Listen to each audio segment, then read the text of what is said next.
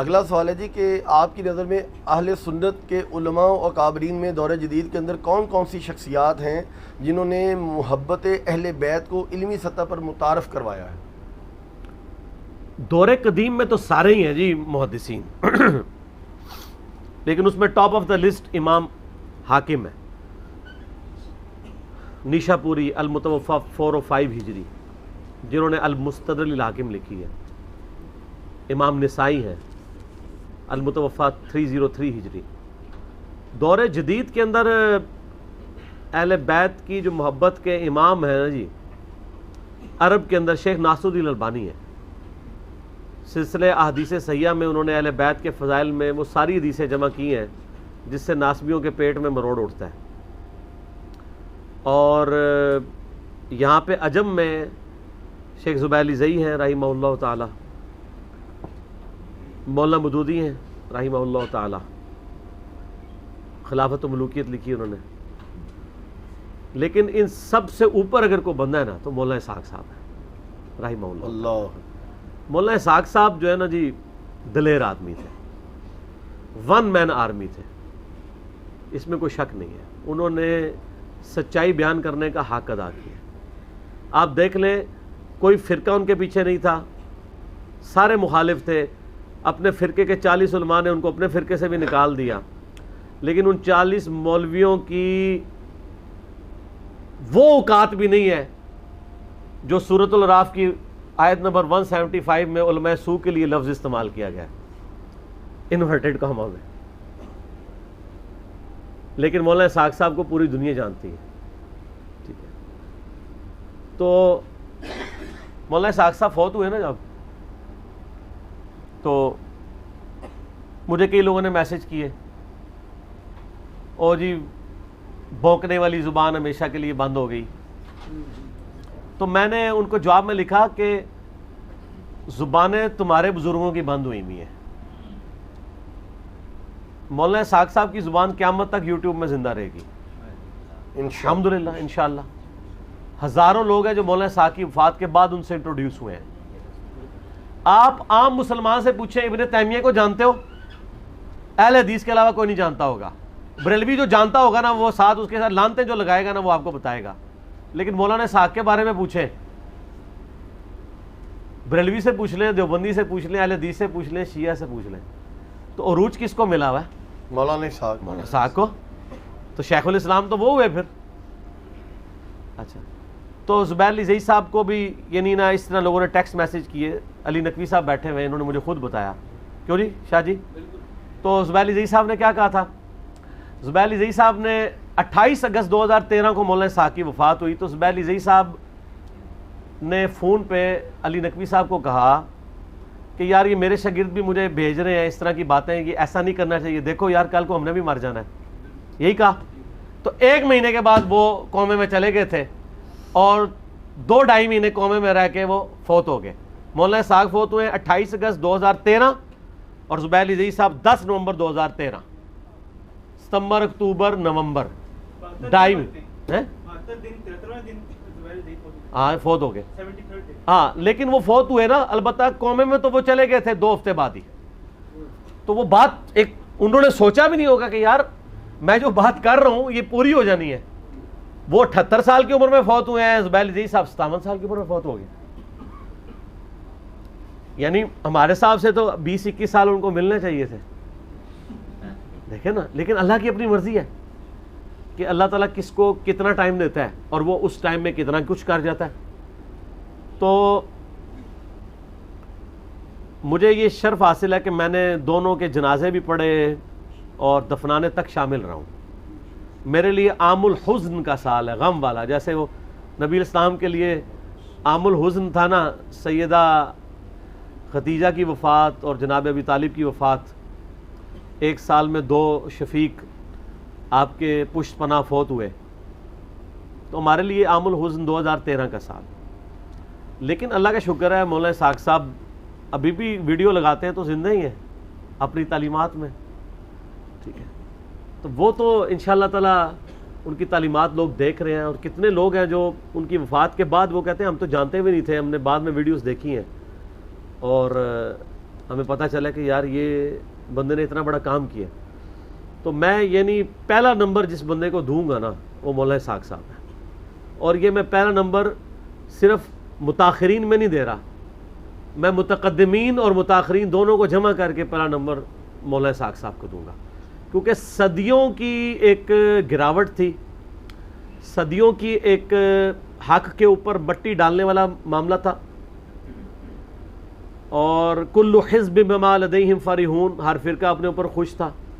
और आपको मैं बताऊं, मौलाना मदूदी ने खिलाफत व मलूकियत में अहादीस भी लिखी और तारीख से भी रवायतें लिखी।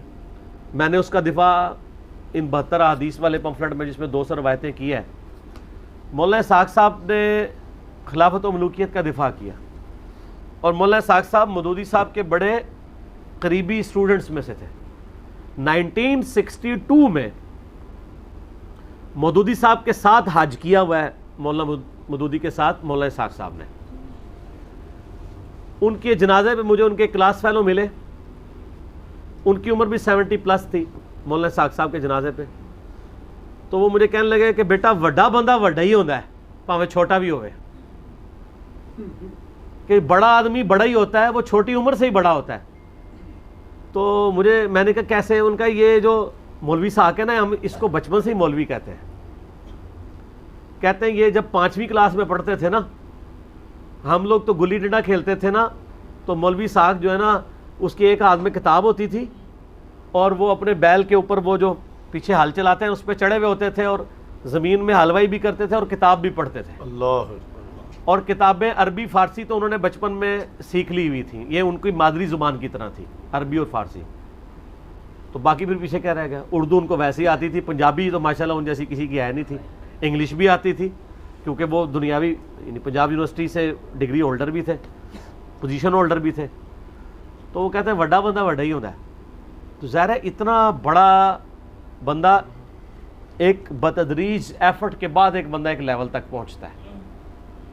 और यकीन करें लोगों ने कदर नहीं की मौलाना इसहाक साहब। मैं आपको एक वाक़या सुनाता हूँ। आज दिन है कि हम आज के दौर के हुसैन को याद करें। मैं तो उनको दौर जदीद का हुसैन समझता हूँ, मौलाना इसहाक साहब को। एक बहुत बड़े आलिम दीन है, नाम लेने की ज़रूरत नहीं, अहले हदीस मकतब फ़िक्र से आप जानते हैं उनको। कट्टर नासबी थे वो, उनकी एज आलमोस्ट 65 के करीब है।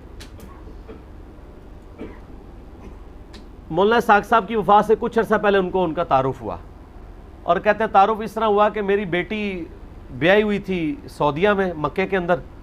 तो मैं हज के लिए जा रहा था, तो बेटी ने कहा आप पहले ही आ जाएं, कुछ दिन मेरे पास रहे। तो कहते हैं मैं 3 महीने पहले चला गया। आखिरी दिन कहते हैं कि मुझे एक अहले हदीसों का ही मौलवी मिला, और ये जो अहले हदीस आलिम दीन है, ये अहले हदीस नस्ली उलमा की फैमिली से ताल्लुक़ रखते हैं। खुद भी आलिम दीन है, अरबी माशाल्लाह लिटरेचर के मास्टर हैं। कहने लगे मुझे एक अहले हदीस मौलवी ने एक क्लिप दिखाया, मुझे कहते हैं यार ये बाबा देखो, एक बड़ा गुमराह बाबा आया है और इसकी बड़ी वीडियोस लोग देखते हैं।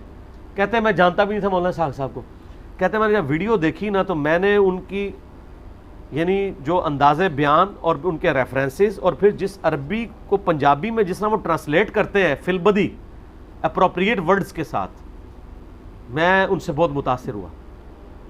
कहते हैं मैं अगले दिन मेरी फ़्लाइट थी, मैं सऊदीया चला गया, 3 महीने से फारग बैठा था, वहाँ नेट था, तो मैं यूट्यूब पे मौलाना इसहाक लिखा तो उनकी वीडियोस खुली। कहते हैं मैंने 3 महीने में 100 से ज़्यादा उनके लेक्चर्स देख लिए। ठीक है, तो कहने लगे कि मैं तो खुद नासबी था, मुझे पता ही नहीं था। अक्सर नासबियों को नहीं पता होता कि वो नासबी है। चेक करने का तरीका उनको हदीस भेज दें, अली से मोहब्बत नहीं रखेगा मगर मोमिन, अली से बुग़्ज़ नहीं रखेगा मगर मुनाफिक, सही मुस्लिम 240, तो वो पता चल जाएगा, उनको पता चल जाएगा वो नासबी है, नासबी बाहर आ जाएगी।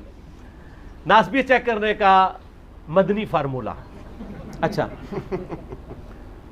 ये फार्मूला है, उन्होंने मुझे बताया। कहते हैं मैंने ये मुहर्रम के जुम्मे में ये हदीस बयान कर दी, तो मेरा मामा बहुत बड़ा हदीस आलिम मुझे कहता है हदीस कितने लिखी है। मैं कहा जी मुस्लिम शरीफ विच। वो कहना चल लिखी सी तो बयान करना कोई ज़रूरी सी। ठीक है, तो वो बात ये कि वही मैं कहता हूँ ना कि मसला ये नहीं कि आप इनकारी हैं, मसला ये आप इकरारी नहीं है। इकरारी हो जाए मसला ख़त्म हो जाए, लेकिन फिर रोटी भी ख़त्म हो जाए, वो 2 जो अलहदा से प्लेटफॉर्म है वो ख़त्म हो जाएंगे। वो कहता है नहीं मैंने जब सुना लेक्चर्स तो मैं इतना इम्प्रेस हुआ, मैंने वहीं से फ़ोन किया मौलाना इसहाक साहब से, फ़ोन पे बात की, लेकिन मेरी मुलाकात नहीं हो सकी, वो फौत हो गए। उसके बाद उन्होंने वीडियोस देखनी शुरू की, कहीं से मेरा नंबर लिया, मुझसे कहते हैं मैंने मिलना है। तो फिर वो इस्लामाबाद आए, उन दिनों मैं इस्लामाबाद भी एक जगह दर्स देता था, वहाँ मुलाकात की। तो मुझे कहने लगे मेरी ख्वाहिश है कि मैं मौलाना इसहाक साहब के मरने के बाद कोई ऐसा काम करूँ कि उनकी रूह खुश हो जाए। तो कोई कभी आपको ज़िंदगी में मेरी ज़रूरत पड़ी तो मेरे ज़िम्मे आपने काम लगाना है। ये बात आई गई होगी, कई साल गुजरे, तो मैंने ये 200 हदीसें करबला वाली जब जमा की ना, तो मैंने इसको अरबी में, मकतबा शामिला से पहले अरबी में जमा किया। तो मैंने उनको फ़ोन करके कहा कि जी आपके लिए काम आ गया है, इसको आपने ट्रांसलेट करना है, क्योंकि आप अरबी जानते हैं अच्छे। अगरचे मैं भी कर सकता था, क्योंकि आलमोस्ट सारी किताबों के उर्दू तर्जमे भी हुए हैं बड़े बड़े उलमा के। खैर उन्होंने बड़ी मेहनत से, बड़ी खूबसूरती से, कई हफ्ते लगा के वो थोड़ा थोड़ा करके डाक में मुझे भेजते थे, हम साथ प्रिंट कंपोज कराते थे, करते करते खैर मैंने उसको फिर सीधा भी किया, ज़रा ब्रैकेट्स लगा के ज़रा आसान फहम बनाया। ये सदका जारिया भी उनके खाते में है, और अल्टीमेटली मौलाना इसहाक साहब के खाते में है। बेशक मौलाना इसहाक साहब के आप सैकड़ों लेक्चर्स मोहब्बत अहले बैत पे सुन लें और ये एक पम्फलेट पढ़ लें तो काफ़ी है। बाकी उनके जो 11 खिलाफत पे पंजाबी में लेक्चर थे वो उर्दू में भी ट्रांसलेट हो गए हैं। मकसद हुसैन के नाम की बुक है। मेरी शहजाद भाई से बात हुई थी, एक तुसी शहजाद भाई उन्होंने ਤੁਹਾਡੇ ਨਾਲ ਦੇ ਇੱਕ गल गल ते नाराज़ हो जाने वाले जज्बाती, वो एक फैसलाबाद शहजाद भाई ने, वो मौलाना इसहाक साहब दे समझ लो इस टाइम खलीफे ख़ास ने, उनका वो पेजेस भी चला रहे हैं, यूट्यूब भी, फेसबुक भी। तो फ़िक्र इसहाक, तो वो उन्होंने, अब वो कह रहे हैं अगला वर्जन उसका 1100 पेजेस पे आ रहा है। तो ये उनकी किताब है, उर्दू में आपको रिटन फॉर्म में मिल जाएगी। ठीक हो गया जी।